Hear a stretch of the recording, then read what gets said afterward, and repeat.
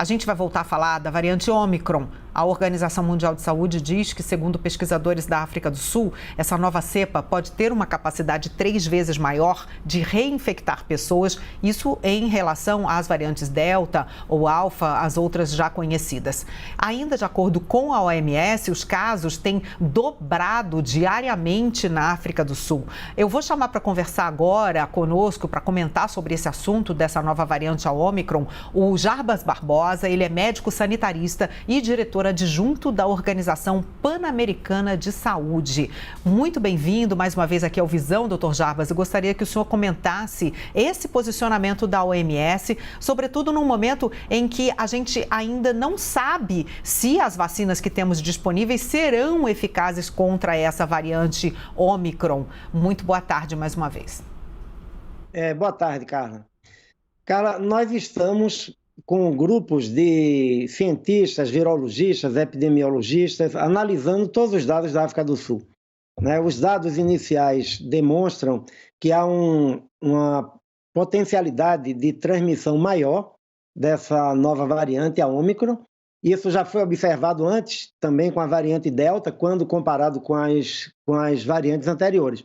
Isso claro, é sempre um motivo de preocupação, porque significa que essa nova variante, se ela se dispersar, ela pode causar ondas de transmissão em todos os países. Por isso é muito importante manter as medidas de prevenção, enquanto vai se acumulando mais informações, vão se acumulando essas informações que podem orientar recomendações diferentes. Nós não temos evidências de que as vacinas não funcionem contra essa variante. Então, as vacinas seguem como uma ferramenta muito importante. E sabemos que o uso de máscara, por exemplo, e evitar locais fechados e aglomerações protege contra qualquer variante. Então é muito importante que as pessoas mantenham essas medidas enquanto a gente vai colhendo e analisando mais informações da África do Sul. Doutor Jarbas, até eu ia perguntar a respeito disso nesse momento, porque nós já tivemos, com relação à Delta, notícias que davam conta de que ela era mais transmissível do que as variantes anteriores, e agora a Ômicron, então, aparentemente é mais transmissível ainda do que a Delta, e de que não haveria mais, nem assim em lugares abertos, vamos dizer, uma suposta proteção das pessoas por estarem em lugares abertos, já que a Delta já seria mais transmissível, inclusive em lugares abertos. Quanto à Ômicron, a gente sabe alguma coisa a esse respeito? Eu estou perguntando isso porque a gente sabe, por exemplo, que em alguns lugares, como no Rio de Janeiro, o uso de máscara em lugares abertos já tinha sido liberado. O que isso significa? Que as pessoas hoje, mesmo em lugar aberto, podem também estar em mais risco de serem contagiadas pela variante, não só a Delta, como também agora a Ômicron? Cara, a gente precisa sempre ter mais evidências científicas, claro. Mas você veja, por exemplo, a Delta na Europa está produzindo já há mais de um mês uma nova onda. Enquanto isso, na América Latina, apesar da Delta ser a variante predominante, na América Latina também, com 99% daqueles casos em que se faz o sequenciamento genético, ela não produziu uma nova onda.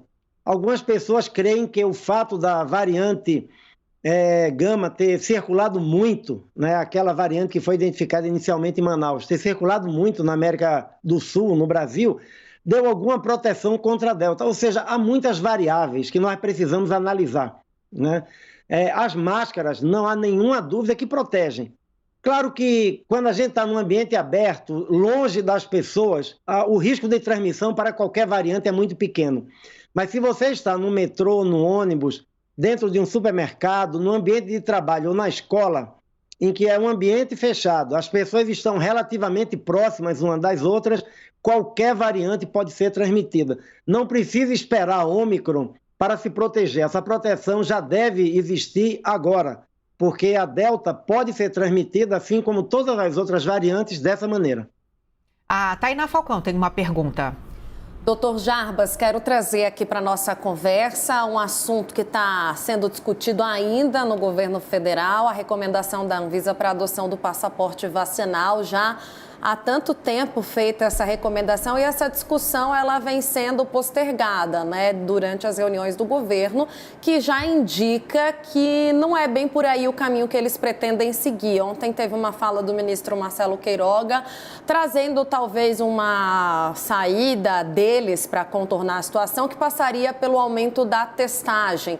Aqui na CNN a gente tem também uma outra apuração sobre a possibilidade de uma quarentena de 10 a 14 dias para os passageiros que chegam de fora do país. Enfim, a minha pergunta é muito simples. Se existe uma saída que não passe pelo passaporte vacinal? E se o senhor me permite também, a gente falou muito aqui ontem sobre cancelamento de Réveillon, estamos acompanhando o que dizem as autoridades locais e também apreensivos enquanto o carnaval, porque por enquanto, o que a gente ouve, né, do pessoal da saúde, também de prefeitos, né, de governadores, é de que é preciso esperar mais um pouco para saber um pouco mais sobre a variante para depois tomar uma decisão lá para janeiro, quem sabe, a respeito do carnaval. É por aí mesmo?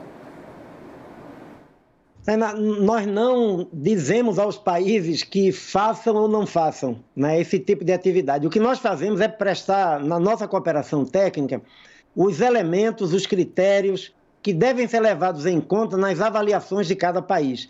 Claro que toda vez que você faz uma festa, uma aglomeração, você tem riscos, né? Tem riscos de transmissão. E cada país tem que avaliar bem em que momento da transmissão se encontra. Não é só a cobertura vacinal que tem que ser levada em conta. Tem que ser levado em conta, por exemplo, qual é a força de transmissão na comunidade. E isso a gente mede não é só com o número de casos que está ocorrendo, a gente mede também o percentual de positividade dos testes, né? Por exemplo, se a gente tem mais de 5% de positividade, ou seja, de cada 100 pessoas que fazem teste, mais de 5 estão positivas, isso demonstra que é uma transmissão importante na comunidade. Então, o que nós apoiamos os países é exatamente compartilhando com eles, apoiando todos esses critérios técnicos para que eles possam tomar as melhores decisões. Em relação ao impacto que a Omicron pode ter, é importante aguardar mais informações, mas enquanto aguardamos informações, tem que se tomar as medidas que nós sabemos que podem ajudar a proteger, né? Ampliar a vacinação, e quando eu digo ampliar a vacinação, é também completar o esquema vacinal, né? Quem só tomou a primeira dose não está protegido agora, não é no futuro, não está protegido agora contra a variante Delta ou contra qualquer outra. Quem tomou vacina que precisa de terceira dose e não tomou a terceira dose ainda, também não está completamente protegido, ou seja, é importante avançar com isso e não relaxar as medidas que podem funcionar, como o uso de máscaras. Em relação a viagens internacionais, a OMS, nós temos que seguir o mandato que nós temos, né? O mandato que nós temos, os países acordaram alguns anos atrás que só a vacina de febre amarela podia ser obrigatória, né? Então, nós não podemos recomendar que os países descumpram algo que eles mesmos concordaram, mas muitos países estão adotando essas medidas. O importante também é refletir de que não há uma medida mágica para impedir a disseminação de uma nova variante. Os países que cogitam, por exemplo, pedir o certificado de vacinação também tem que levar em conta outras medidas, como teste imediatamente antes da viagem, teste na chegada, a possibilidade de quarentena dependendo de onde o passageiro vem, ou seja, isso são medidas que têm que ser aplicadas por cada país, de acordo com a sua realidade, e fazendo um balanço entre as vantagens dessas medidas frente aos riscos, né? Eu creio que isso é muito importante de ser feito de uma maneira equilibrada, de uma maneira que, se não tem e nunca vai ter 100% de eficácia, basta a gente ver que a Delta espalhou-se hoje a 99,5% de todas os sequenciamentos genéticos feitos no mundo, com exceção da África, mas isso pode retardar, né, e dar mais tempo para que o país se prepare e responda de maneira adequada. Alguns países da Europa dizem que a Omicron, muito provavelmente, já no começo de 2022, deve se tornar a variante predominante por lá, já que ela é mais transmissível e ela deve suplantar a Delta, que hoje já está causando tanto estrago, principalmente em países com baixa cobertura vacinal. A expectativa também da OPAS é essa, que a Omicron venha a suplantar a Delta no mundo? É possível que isso aconteça, né? Se confirma esses dados iniciais que falam que ela tem mais capacidade de se transmitir, é muito provável que ela vá paulatinamente substituindo a Delta. E a vigilância precisa ser reforçada, né? A vigilância genômica, como a gente fala, ampliando o número de amostras que são testadas e feitas o sequenciamento genético, exatamente para que cada país tenha condições de avaliar como a Omicron está se comportando em relação à Delta, se a Omicron está substituindo efetivamente a Delta. Isso é uma hipótese que seguramente pode vir a ocorrer, e as medidas de proteção, Carla, são ampliar a vacinação, como eu falei, garantindo vacinação completa para quem ainda não tem, e manter as medidas de saúde pública que são efetivas contra todas elas. Uso de máscara, evitar aglomerações, evitar lugares fechados que não sejam essenciais, lavado de mãos, as medidas que nós sabemos que são efetivas e continuarão a ser efetivas. Muito obrigada, então, doutor Jarbas Barbosa, esteve conversando com a gente, médico sanitarista, diretor adjunto da Organização Pan-Americana de Saúde, a OPAS. Uma ótima tarde para o senhor. Eu que agradeço. Boa tarde. A seguir, o